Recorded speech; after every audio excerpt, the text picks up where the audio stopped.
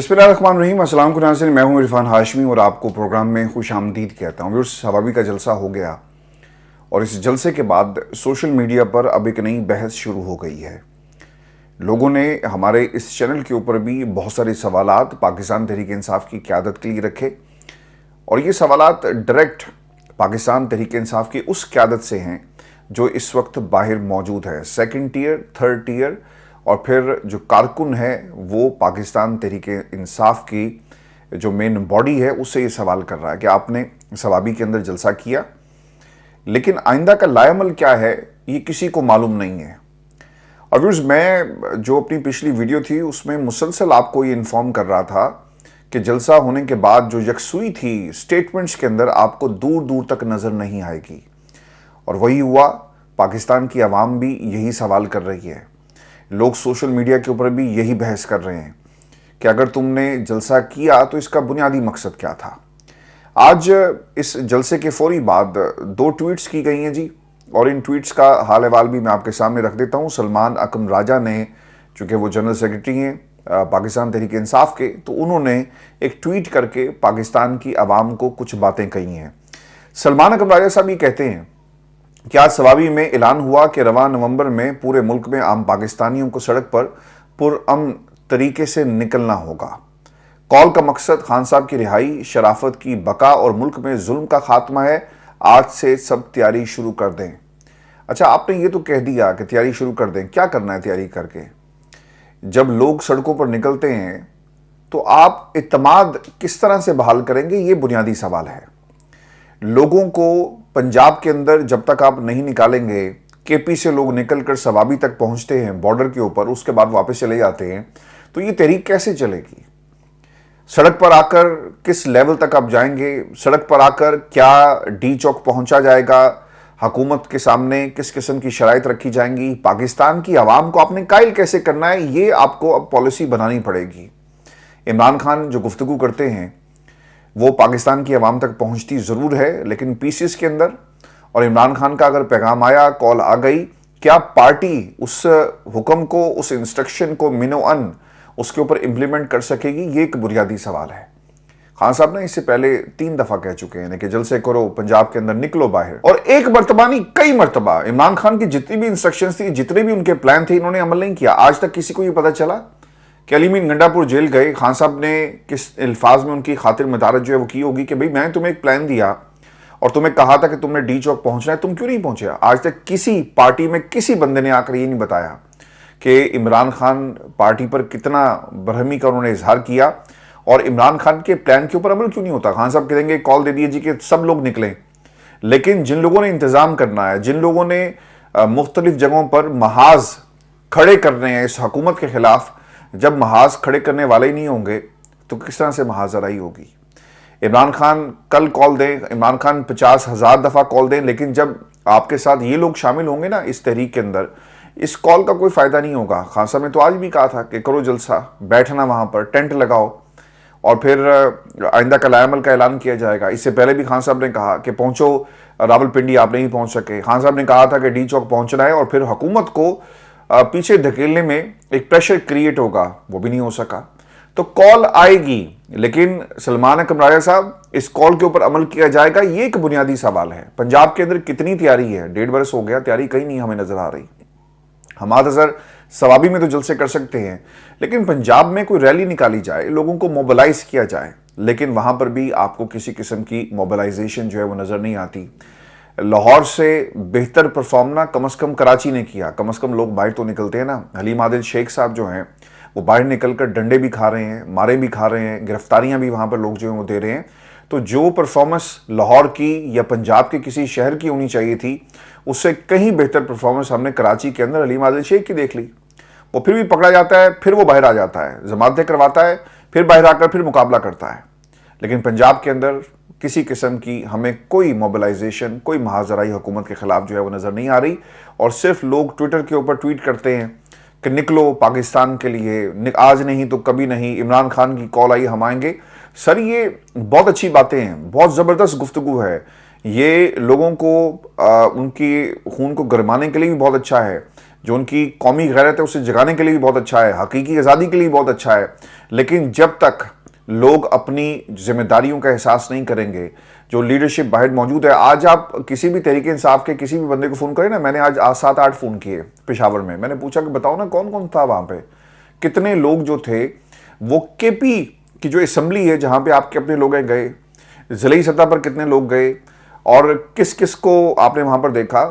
تو لوگ مجھے پورے نام نہیں دے سکے. آپ کے ایم این ایز, کتنے ایم این ایز ہیں جی جو آج وہاں پر آپ کو نظر آئے؟ صرف وہ لوگ جو ٹیلی ویژن پہ نظر آتے ہیں یا پھر ٹویٹر کے اوپر یا پھر جن کو اٹھا لیا جاتا ہے, جو پرومیننٹ فگرز ہیں, ان کے علاوہ کتنے لوگ آپ کو نظر آئے؟ اور جو پنجاب اسمبلی کی جو ویب سائٹ ہے نا, وہاں جا کر آپ دیکھیں تو سنی اتحاد کونسل کے جو ارکان ہیں جی, ان کی تعداد ہے 103, اور یہ نمبرز زیادہ ہیں کیونکہ ان کے اتحادی بھی ہیں. ٹوٹل اپوزیشن 105 کی بن جاتی ہے. تو آپ نے کس حد تک لوگوں کو موبلائز کیا؟ کیا یہ 103-105 لوگ وہاں پر موجود تھے؟ میرا نہیں خیال کہ پنجاب سے اتنی بڑی تعداد میں جو ہیں وہ لوگ گئے. اور یہ سب سے اہم سوال ہے. آپ یہ کہتے ہیں نا کہ قوم تیار ہو جائے, تیاری کرے. سر, قوم کو تیاری کی ضرورت نہیں ہے. پاکستان تحریک انصاف کی اس قیادت کو تیاری کی ضرورت ہے جو باہر موجود ہے. یہاں پر عمران خان کی ایک تصویر آئی, بختر بند گاڑی میں آپ کو لے کر جایا جا رہا ہے, تو لوگوں نے پھول برسائے کہ عمران خان جا رہا ہے. ایک ہلکی سی تصویر تھی, اس کے اوپر لوگوں کو فارغ کر دیا گیا نوکری سے کہ عمران خان کی جھلک جو ہے باہر کیسے آئی.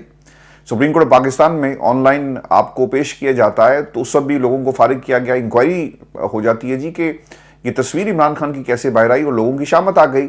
چونکہ ایک تصویر تحریک بن جاتی ہے. عمران خان کی ایک جھلک دیکھ کر لوگ کہتے ہیں کہ ہاں وہ ٹھیک ہے, جو قربانی دے رہا ہے نا ہمارے لیے, وہ جیل کے اندر ٹھیک ہے. تو اگر آج کسی کو تیاری کی ضرورت ہے, وہ قوم نہیں ہے سر, وہ پاکستان تحریک انصاف کی 2nd ٹیئر 3rd ٹیئر. آپ تمام دوست ہیں, قابل احترام ہیں, لیکن منظم انداز میں آپ کو یہ پیغام دینا پڑے گا. آپ قوم سے یہ سوال نہ کریں کہ تیاری پکڑو. قوم تیار ہے. وفاداری قوم نے نہیں نبھانی. وفاداری کا ثبوت جو ہے وہ قوم نے نہیں دینا. وفاداری کا ثبوت جو ہے وہ پاکستان تحریک انصاف کی قیادت نے دینا ہے کہ وہ کس انداز میں عمران خان کے ساتھ مخلص ہیں. قوم تو وفادار تھی. 8 فروری میں اس نے وفاداری نبھائی اور عمران خان کو ووٹ دیا. رنگ برنگ کے نشانات کے باوجود عمران خان کے نام پر آپ تمام لوگ جو ہیں وہ ووٹ لے کر آئے. تو یہ ووٹ عمران خان کی وجہ سے آپ لوگوں کو ملا. اس قوم نے اپنے لیڈر کے ساتھ جو ہے وفاداری نبھائی ہے, اور وفاداری کا ثبوت اس قوم کو نہیں دینا. تیاری کی اگر کسی کو ضرورت ہے تو وہ آپ تمام لوگ ہیں. آج کمنٹ سے بھرا پڑا ہے جی. ہمارا پروگرام کا جو سیکشن ہے وہاں پہ ہر دوسرا بندہ یہ کہہ رہا تھا کہ پی ٹی آئی کے لوگوں کو چاہیے کہ وہ ایک لائن آف ایکشن قوم کے سامنے رکھیں. اہداف کیا ہیں, کب تحریک چلائی جائے گی, ایک ٹرسٹ جو ڈیفیسٹ ہے اسے دور کیا جائے, کون لیڈ کرے گا. آج آپ دیکھ لیں علی امین گنڈا پور کے نام کے اوپر اتنے سارے لوگوں نے کمنٹس دیے اور بار بار وہ کہہ رہے ہیں کہ جناب یہ رونگ نمبر ہے. تو اس تاثر کو کیسے زائل کریں گے, اس تاثر کو کیسے ختم کیا جائے گا؟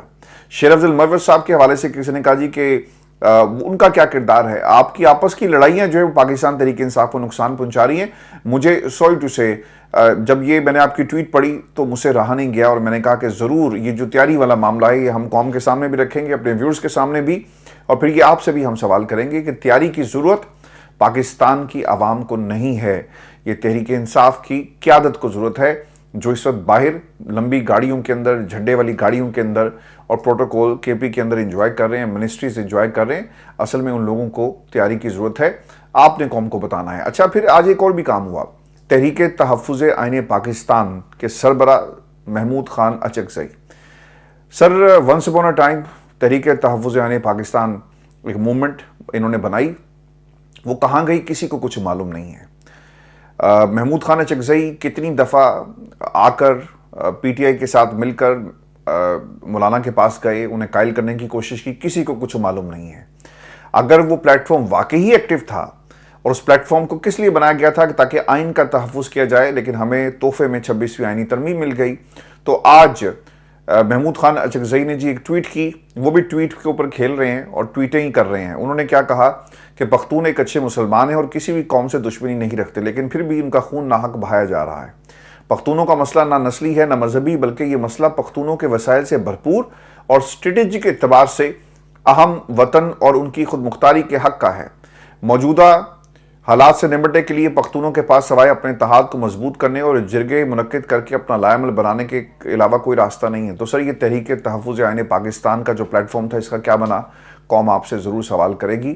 اس سے بہتر تو سر وہ علی بابا 40 چوروں کا پلیٹ فارم تھا PDM, جو انہوں نے طے کیا, انہوں نے اپنی منزل کو پا لیا بائی ہک اور بائی کروک, یہ الگ معاملہ ہے. لیکن جس طرح وہ اکٹھے ہوئے انہوں نے اپنے مقصد کو پا لیا. بے شک کسی کی مدد سے اس مقام پر پہنچے, لیکن وہ حاصل ضرور انہوں نے مقام کیا. تو تحریک تحفظ یعنی پاکستان کہاں پر رہ گئی, یہ بھی قوم کا ایک اہم سوال ہے. میں آپ کو ویورز ایک خبر یہ بھی دے دوں, خواجہ آصف صاحب نے یہ علی امین گنڈا پور کے اوپر جو ایک اس وقت جو ٹرسٹ ڈیفیسٹ ہے پاکستان کی عوام کی نظر کے اندر, اب اس ٹرسٹ ڈیفیسٹ کو انہوں نے سیاسی پوائنٹ سکورنگ کے لیے استعمال کیا ہے. اور علی امین گنڈا پور کے حوالے سے خواجہ آصف صاحب کیا کہتے ہیں کہ عمران خان علی امین گنڈا پور سے امید لگائے بیٹھے ہیں اور وزیر اعلیٰ خیبر پختونخوا ان کی مرضی سے کمپرومائزڈ ہیں. یہ ایک جال بننے کی کوشش کر رہے ہیں اور ان کی دانست میں شاید ایسے عمران خان کی رہائی جو ہے ممکن ہے, اور موجودہ حکومت اپنی آئینی مدت پوری کرے گی اور ہماری معاشی, یہ لطیفہ بھی سناتا ہوں, اور ہماری معاشی اور سیاسی صورتحال آہستہ آہستہ بہتر ہو رہی ہے. کرتا ہوں جی میں اسے بہتر کچھ حقائق آپ کے سامنے رکھوں گا ان کے اس بیان کے سامنے. لیکن یہ جو علی امین گنڈا پور کے اوپر تنقید ہو رہی تھی نا, اب اس سے ان کے مخالفین بھی فائدہ اٹھا رہے ہیں. فائدہ کیا اٹھا رہے ہیں جی؟ فائدہ یہ اٹھا رہے ہیں کہ یہ عمران خان کے ساتھ سنجیدہ نہیں ہے, یہ عمران خان کو جو ہے وہ دھوکہ دے رہے ہیں. تو سر یہ آپ کے مخالفین, چونکہ جو آپ کے سجن ہیں وہ بھی آپ کے حوالے سے اگر تحفظات کا اظہار کر رہے ہیں, تو مخالفین اگر بات کریں گے تو پھر انہیں ایک موقع ضرور ملے گا آپ کے اوپر تنقید کرنے کا. اب آ جاتے ہیں جی کہ جو خواجہ آصف صاحب معاشی اور سیاسی صورتحال کی بات کر رہے ہیں پاکستان کی عوام کے سامنے. اچھا, آپ نے اگر جو انڈیکیٹرز ہیں آپ ان کو ذرا غور سے دیکھیں تو آپ کو نا ایک ڈیفرنٹ قسم کا پاکستان جو ہے وہ نظر آئے گا.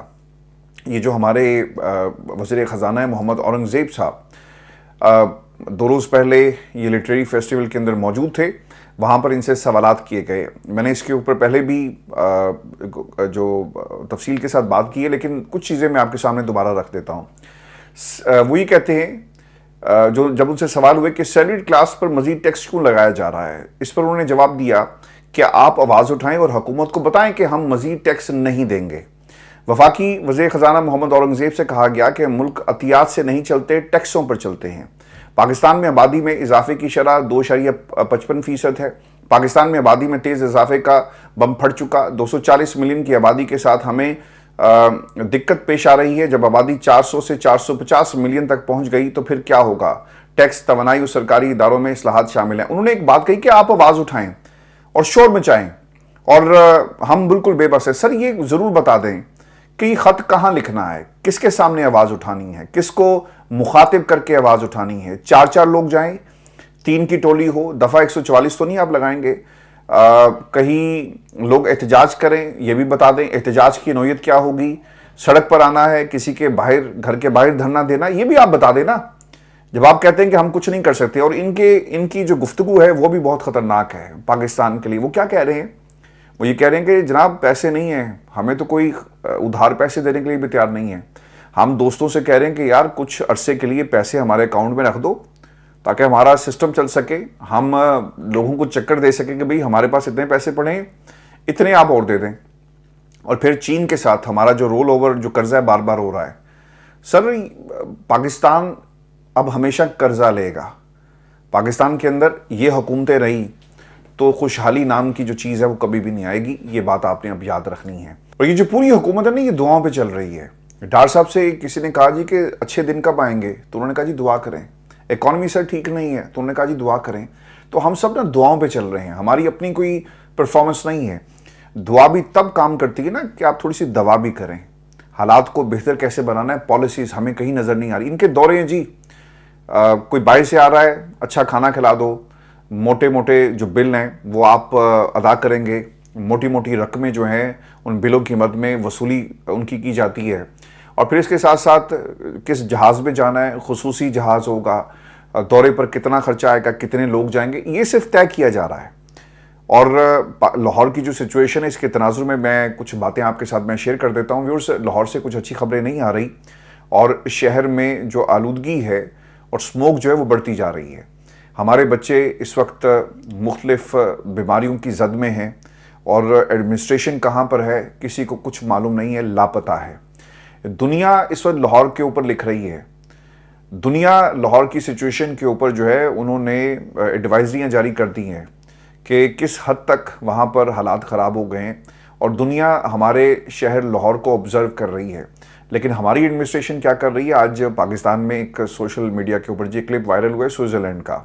میں اس کی ڈیٹیل میں نہیں جاؤں گا، اس لیے کہ ان کے ساتھ یہی کچھ ہونا ہے، اور اس کے اوپر بات کرنا یقیناً وقت ضائع کرنے کے مترادف ہوگا، چونکہ یہ ایک عام سی بات ہو گئی ہے. جب بھی کوئی باہر نکلتا ہے لوگ اپنا غم و غصے کا اظہار کرتے ہیں، تو یہ اب ایک روٹین کی بات ہے. اس پہ کسی کو نہ حیران ہونا چاہیے، بلکہ یہ ایک نارم بن گئی ہے، اور یہ اسی طرح ہوگا ساری عمر، اب اسی طرح ہوگا، اور یہ لوگ ان کا اسی طرح پیچھا کریں گے. لیکن میرے لیے سب سے امپورٹنٹ کیا تھا اس کے اندر؟ ریپبلک پالیسی ایک تھنک ٹینک ہے، انہوں نے کچھ کلیم کیے ہیں چیف سیکرٹری صاحب کے حوالے سے. اچھا خیر، وہ ان کی اپنی ذاتی زندگی ہے، وہ جو مرضی کریں، ان کا بیٹا جہاں مرضی ہے. لیکن پاکستان کی اور پنجاب کی عوام کا ایک سوال ہے کہ سر آپ جنیوا میں کیا کر رہے ہیں؟ لاہور کے جو حالات ہیں، آپ کو لاہور میں ہونا چاہیے تھا، لیکن آپ لاہور میں موجود نہیں ہیں، اور دنیا آبزرو کر رہی ہے. اور ہم لاہور شہر جہاں پر اس وقت ایمرجنسی نافذ ہو جانی چاہیے تھی، لیکن وہاں کی پوری ایڈمنسٹریشن جو ہے وہ غائب ہوگی، اور لاہور پنجاب لاوارث ہے اس وقت. وہاں پر اگر پاکستان تحریک انصاف کے لوگوں کو پکڑنا ہوگا نا، تو پوری مشنری جو ہے وہ حاضر ہو جائے گی. لیکن لاہور کے اندر جو اس وقت اسموک کی سچویشن ہے، پنجاب کے دیگر اضلاع کے اندر جو اسموک کی سچویشن ہے، اس کو کیسے قابو کرنا ہے، کسی کے پاس کوئی پلان آپ کو نظر نہیں آئے گا. پوری دنیا فکر مند ہے، اور ہمارے لوگ اس وقت پاکستان کے اندر موجود نہیں ہیں. ہم نے لاہور شہر کو دنیا کا نمبر 1 شہر بنانا تھا. یہ نمبر 1 شہر ویسے تو نہیں بن سکا، لیکن آج یہ نمبر 1 شہر جو ہے وہ جو اس وقت فضائی آلودگی ہے، اس میں نمبر 1 بن گیا. اور اس کے ساتھ ساتھ جو سیاسی آلودگی ہمیں اس پنجاب کے اندر نظر آ رہی ہے، وہ اس سے بھی زیادہ خطرناک ہے. آپ ذاتی دورے کریں، جو مرضی کریں، نوکری کریں. انہوں نے پوچھا جی کہ یہ کیا کر رہے ہیں؟ سر وہ نوکری کر رہے ہیں ہاؤس آف شریف کے ساتھ ساتھ. تبھی نوکری ہوگی نا. عوام کی نوکری کے لیے تو آپ کو پیسے نہیں ملتے، آپ کو کچھ مخصوص لوگوں کی نوکری کے لیے پیسے ملتے ہیں.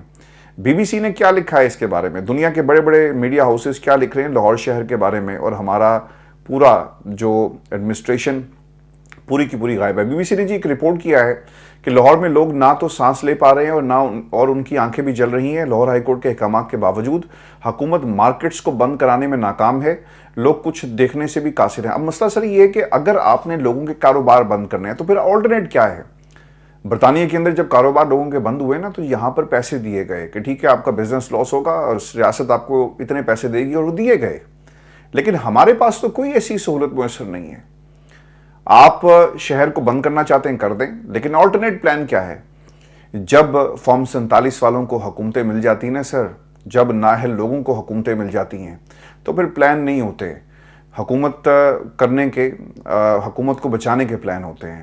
پھر عوام کے لیے پلان نہیں بنتے، پھر سوئٹزرلینڈ کے پلان بنتے ہیں، جو اس وقت ہم سوشل میڈیا کے اوپر جو ہے وہ دیکھ رہے ہیں. پھر نیو یارک ٹائمز نے کیا لکھا جی؟ ایک رپورٹ کے مطابق لاہور میں اس قدر آلودگی بڑھ چکی ہے کہ طالب علم شہر چھوڑ کر، تعلیم چھوڑ کر دوسرے شہروں کا رخ کر رہے ہیں، اور حکومت کوئی عملی اقدام نہیں کر رہی. اللہ تعالیٰ سے دعا کریں جی. اب تو دعائیں ہیں نا، دعائیں بھی ہمیں تو خیر ہمارے حکمران کہتے ہیں کہ دعائیں کریں اور سب حالات جو ہیں وہ ٹھیک ہو جائیں گے. تو پھر سر ہر چیز آپ نے دعا کے سہارے ہی اور دعا کے ذریعے ہی حاصل کرنی ہے، تو ٹھیک ہے، تو پھر آپ گھر جائیں، آپ کی ضرورت نہیں ہے. سب لوگ دعا کریں گے کہ پہلے آپ سے جان چھوٹے، اور پھر ہماری ان تمام یہ جو مسائل اس وقت لاہور شہر اور پنجاب بنا ہوا ہے، ان مسائل سے جو ہے ہماری جان چھوٹے. میں بھی آپ کو ایک اور بھی خبر دے دوں، اور یہ خبر آ رہی ہے پینٹاگون سے.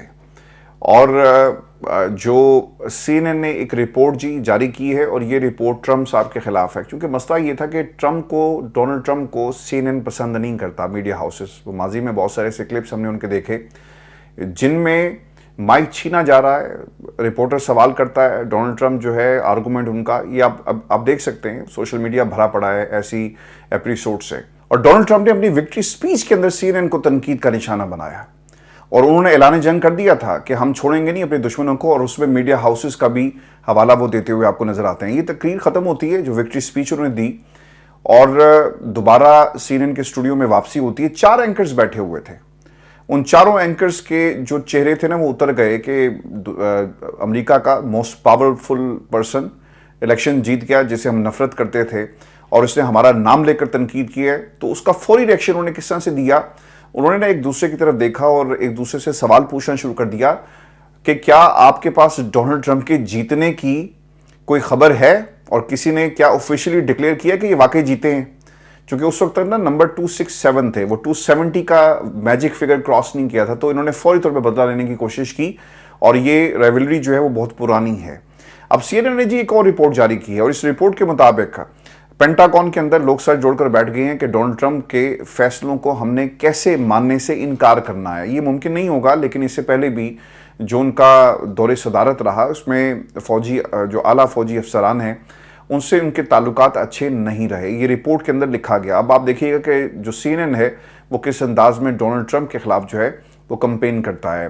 سی این این نے اپنی اس رپورٹ میں لکھا کہ ڈونلڈ ٹرمپ نے اس ارادے کا اظہار کیا تھا کہ وہ فعال فورسز کو مقامی قوانین کی پاسداری اور بڑے پیمانے پر لوگوں کو ملک بدر کرنے کے لیے استعمال کریں گے، اور انہوں نے یہ اشارہ بھی دیا تھا کہ وہ وفاقی حکومت میں وفاداروں کی فراوانی سے امریکی اسٹیبلشمنٹ سے کرپٹ عناصر کا صفایا بھی کریں گے۔ اب اسٹیبلشمنٹ کے اندر کرپٹ عناصر وہ کیا کہنا چاہ رہے ہیں کہ جو کچھ ڈونلڈ ٹرمپ کے ساتھ ہوتا رہا وہ اس بات کا ثبوت ہے جو کہ اس میں وہاں کی اسٹیبلشمنٹ کا بھرپور ہاتھ تھا، اور اسٹیبلشمنٹ یعنی ڈیپ سٹیٹ نہیں چاہتی تھی کہ ڈونلڈ ٹرمپ جیت سکیں۔ ان کی گرفتاری، ان کے خلاف مقدمات، ان کے خلاف جو فیصلے آئے ان کو ہرانے کی کوشش، اور پھر کسی حد تک یہ بھی کہا جاتا ہے کہ جو اسیسینیشن اٹیمپٹس ہیں اس میں بھی کہیں نہ کہیں ایک بہت بڑا ڈاؤٹ ہے کہ یہ کس نے کروائے، اور وہ اشارے جو ہیں وہ کچھ طاقتوں کی طرف لوگ آپ کو کرتے ہوئے نظر آئیں گے۔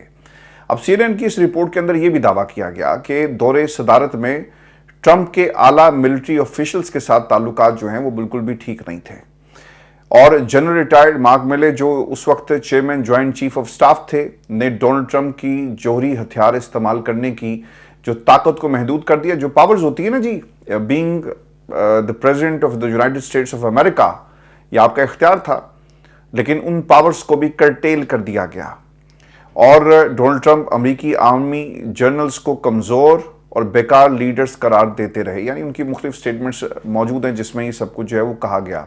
اب امریکی وزارت دفاع کے حکام پینٹاگون کی اوور ہالنگ کی تیاریاں جی کی جا رہی ہیں، وہاں پر بڑے پیمانے پر تبدیلیاں ہوں گی، اہم لوگوں کو یعنی ان کی پاورز کو کرٹیل کیا جائے گا۔ سر ڈیموکریسی میں تو ایسے ہی ہونا چاہیے نا، ڈیپ سٹیٹ کا کیا کنسپٹ ہے؟ کوئی کنسپٹ نہیں ہونا چاہیے۔ جب ڈیپ سٹیٹ آ جاتی ہے تو پھر عوام کی رائے اس کو روند دیا جاتا ہے، بلڈوز کر دیا جاتا ہے، جس طرح پاکستان میں ہوا اور آج بھی بلڈوز کیا جا رہا ہے۔